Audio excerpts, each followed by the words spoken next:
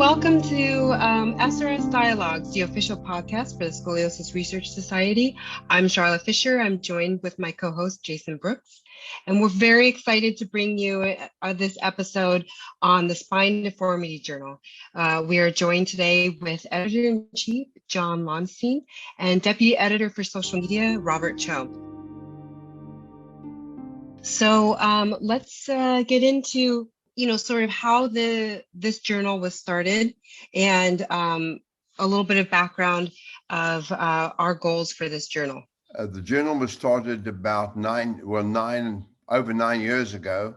President at that time was Larry Lenke, and there was a need seen in the board for a place to put articles on spine deformities, because the articles that we were submitting, they were going to spine, but it was being lost in all the other articles on all the other degenerative and other problems with the spine. And we wanted a journal specifically for the Scoliosis Research Society that covers what we treat. Dr. Lonstein, so along those lines, there are people who listen to our podcast who are not in the medical field at all. So when you hear the word spine deformity, how is that different from degenerative spine, or how is that different from the basic science? Like, why does spine deformity need their own journal? How is spine deformity different than many of the other journals that cover the other topics of spine? We are concentrating on spine deformities, whatever the cause, be it congenital, neurofibromatosis, degenerative in adults. So anything that gives an abnormal curvature to the spine, we cover with Spine Deformity Journal. There are articles people submit on related topics, degenerative conditions of the spine, but not with deformity, and they are not published. Perfect. Yeah, that makes a lot of sense. I think a lot of people hear like, oh, I have a slipped disc and, the spine surgeon took care of it. The Spine Deformity Journal is addressing a different part of spine, not necessarily people that have those sorts of pathologies, I assume. Correct. People with just slipped discs or simple spinal stenosis, no. But if associated with it, there is a abnormal curvature of the spine or relationship of the spine, then we cover those. Tell me, who is your main audience? Who are these articles who is this journal steered towards, and what is your readership like? The journal is steered towards the membership, the people who are interested in and treating spine deformities. So it's mainly all the members of the Scoliosis Research Societies, including fellows and trainees who are learning, medical students who are learning about spine deformities. Great. And just as a reminder, this is a worldwide audience. So what do you do from a journal perspective to ensure that the reach is truly worldwide and not US focused? Well, a significant percentage of the membership of the Scoliosis Research Society is international. I can't remember what the percentage is, but I think it's over 30%. And it reaches countries in Asia, countries in Africa, in the whole of Europe, South America, Australia, New Zealand. So it is a worldwide coverage. We have got deputy editors that are also international, and the manuscripts we get from all over the world. That's really great. So you're able to really incorporate that 35% international component through the deputy editors to improve representation amongst the articles that are published each month.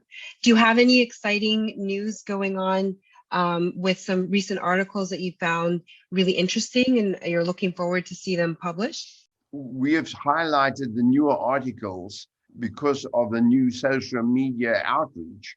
And those articles are going to be featured in the social media posts.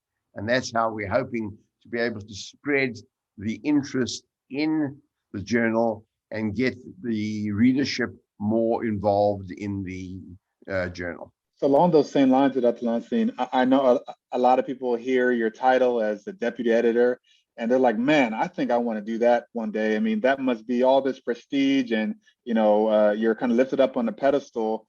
But what's the real day to day for being an editor for a journal like Spine Deformity? How many hours a day do you spend working on this?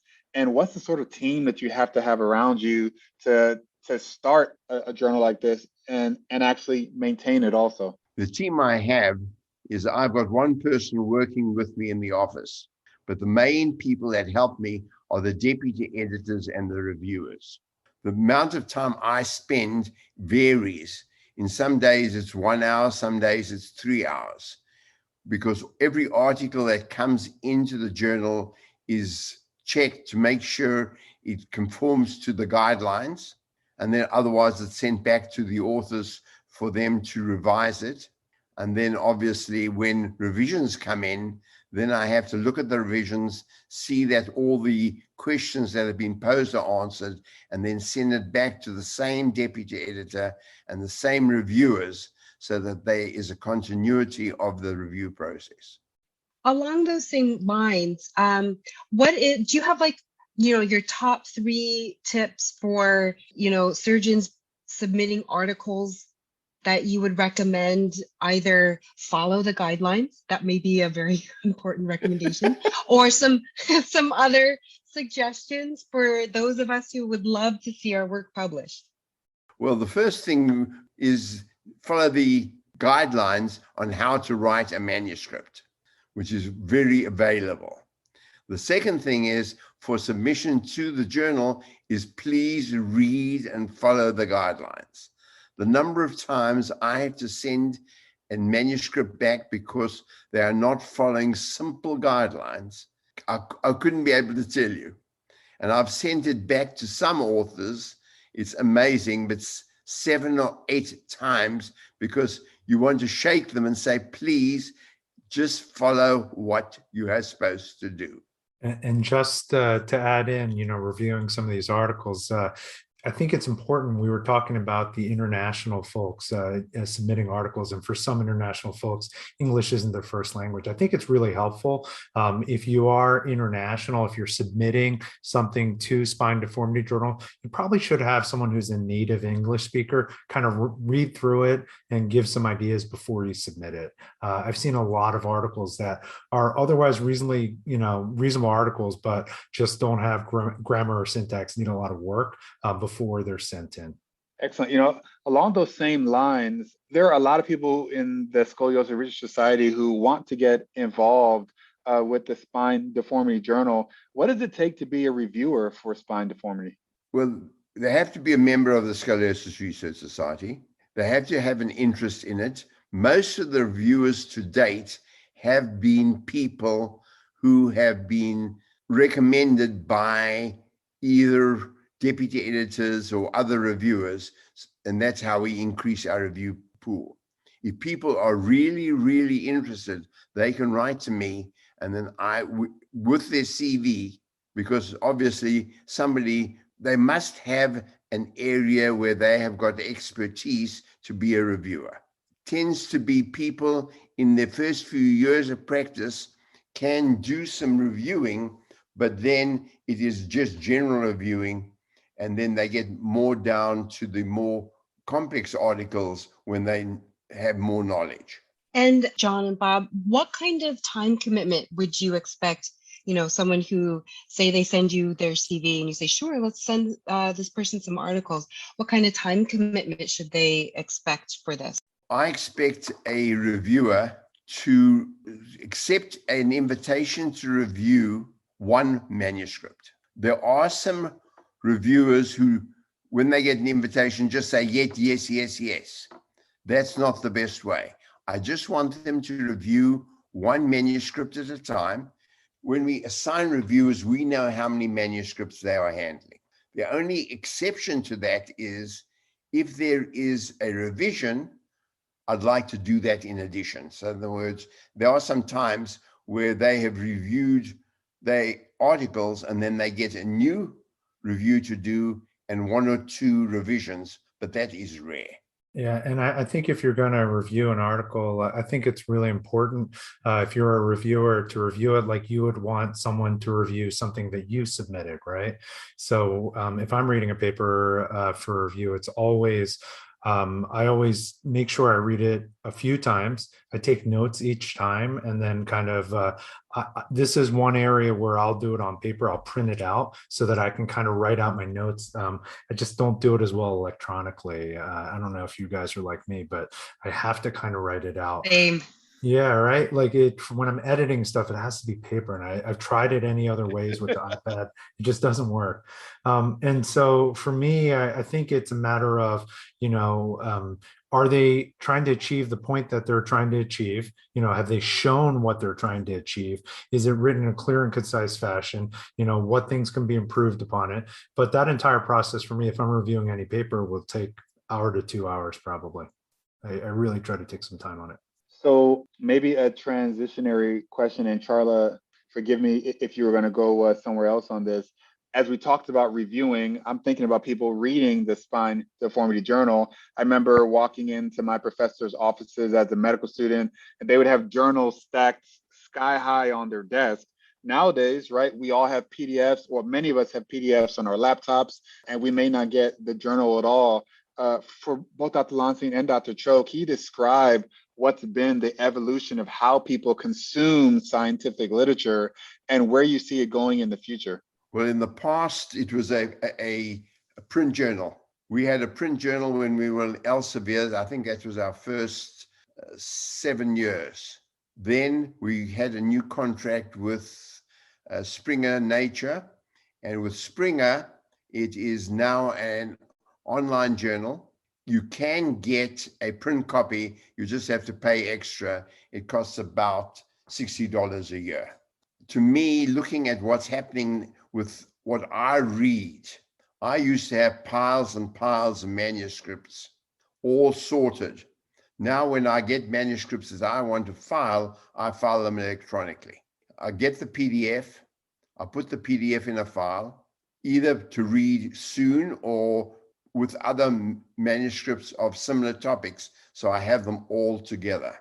It's completely different now because the way you can search for manuscripts, the way PubMed lets you find them, the way you can get them and get related manuscripts, so that I think that we won't get back. There's some people who love paper and they just want something to hold in their hands. It's interesting because all the journals I read are electronic.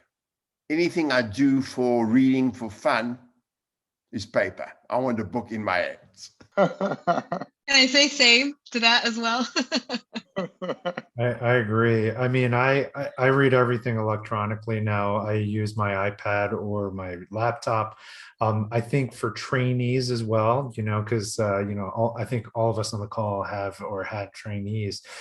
This is the easiest way to disseminate information. I did a case with temporary internal distraction, and instead of making my resident go to JBJS 2006 and finding the actual paper or article, right? I sent him the PDF, which took like 2 seconds.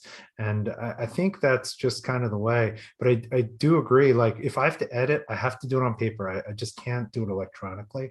And if I'm reading for fun, I actually totally agree. If I'm on the beach, I don't want to bring my iPad. I want to bring a book. Hey, Dr. Cho, do you also have like a rotary phone and things like that? I'm just trying to understand, just the generation here.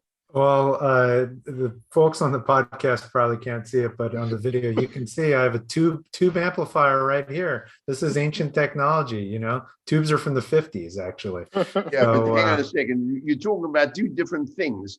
You're talking about a phone, which is a smartphone, but you're talking about the audio quality of digital versus tubes, and you can't compare them. I 100% agree with that. But no, I don't use a rotary phone. Thank you, Dr. Brooks. All right. So to parlay on that, where does social media fit in all this, Dr. Cho? We know that things are changing. We know that the newest generations don't have a library filled with books. They have a bunch of e-readers or iPads. how does the Spine Deformity Journal, quote unquote, version 2.0, reach this younger generation of surgeons and maybe even patients also? Well, I will almost turn it back on you and Charla, because I think you guys are both a little younger than I am. When you try to learn how to do a new technique or something you've never done before, what do you look for first? Is it a textbook, or is it a journal article? What's the first thing you look for? I often just Google it and see where that lands me. Sometimes you can get a nice scholarly article, and I'm not saying Google because my husband works for Google, but also you can see if there's video techniques and things like that, and Right. nice infographics online. I like pictures; they're pretty. So yeah, I go to the web first thing. And I think that's what all of what I've noticed with residents and fellows, that's what they're all doing, right? And that's what I do. If there's a technique I want to do, I'm like, oh yeah, I guess I could read the original article, or I could just look at the video, or exactly like look at the video, or look at something that is a little bit more bang for my buck. Like I had to fix something around my house recently. I just went on YouTube, and it's like, hey, how do I replace this thing under my sink? And within 5 minutes, I was able to learn, okay, I need this kind of wrench. I need to do this. I put the tape around the seals. And so basically, to me, I think that the way people read and consume and learn, that has really changed. I remember in my own training, it wasn't videos. In my own training, it was, kind of reading from the original articles, and then reading from technique guides from those original articles. That temporary internal distraction paper I'm talking about, I learned from the original paper from 2006, and then they had a subsequent one in 2007. Nowadays, if you don't have other ways for people to kind of see how to get there, like Charla was saying, Dr. Fisher was saying, I think you're going to be at a little bit of a loss. So I think what we're trying to do is bridge the gap. No one is going to get rid of anything from Spine Deformity Journal. I think we all love the journal, and I think the articles and the science behind it, that's not going to change. But the question is, how do you get people to even see those articles, to see, what are the best articles for the month, or what are the most interesting articles from the month that could get people to want to read the journal? And so for me, the social media part, for lack of a better word, is almost like the gateway, to the journal. It gives you a little snippet about what those articles that we're featuring are about. And then if you're interested in that, oh, I want to read this article. This is a new technique, or, oh, hey, how did they do this early recovery thing? What is their protocol? And I think that's where we say, or perhaps it's something like, oh, this is, I only do pediatrics. And, this is something about adult deformity. I'm probably not going to read this one. It gives us a little bit of way of filtering, and just gives us a way to say, these are kind of the highlight articles. And thankfully, we have Dr. Lonstein. He's the one who really looks over these articles, says these are the ones that he thinks are probably of the most interest to our, population. But, I have some leeway. If I see something else interesting, we'll put that in there as well.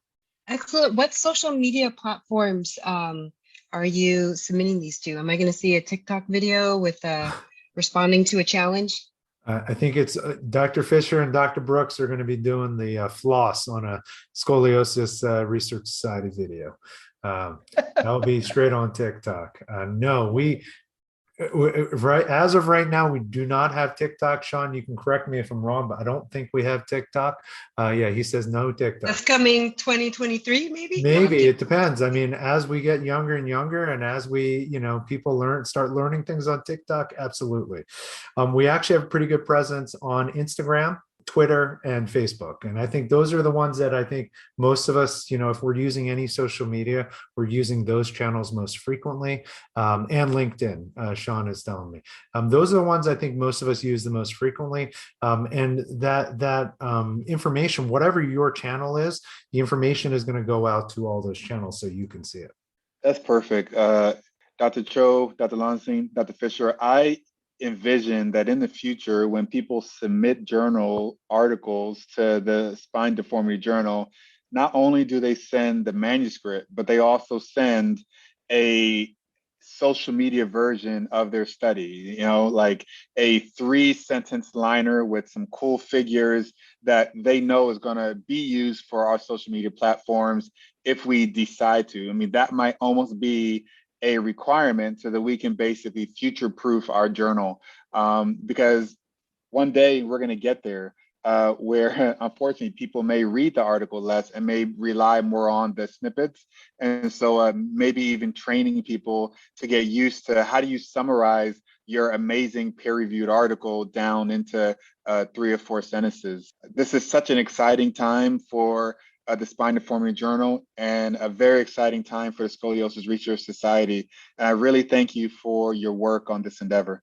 Well, thank you guys. I think it's Dr. Lonstein. He's doing all the hard work. He's picking out the best articles.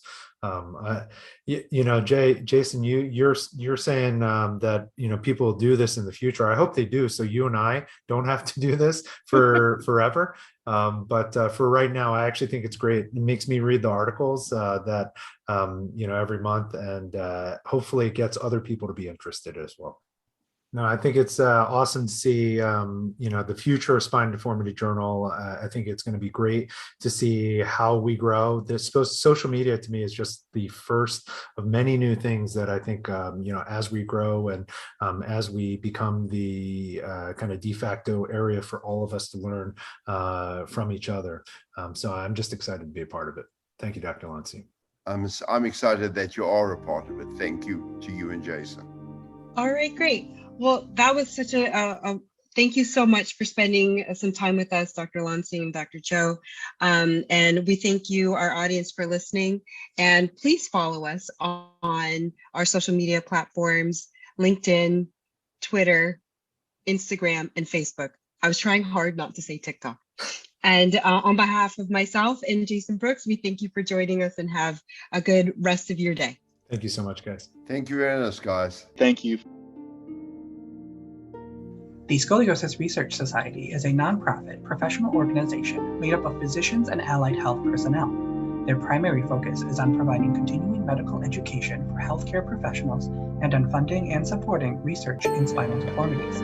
Please visit srs.org for further information.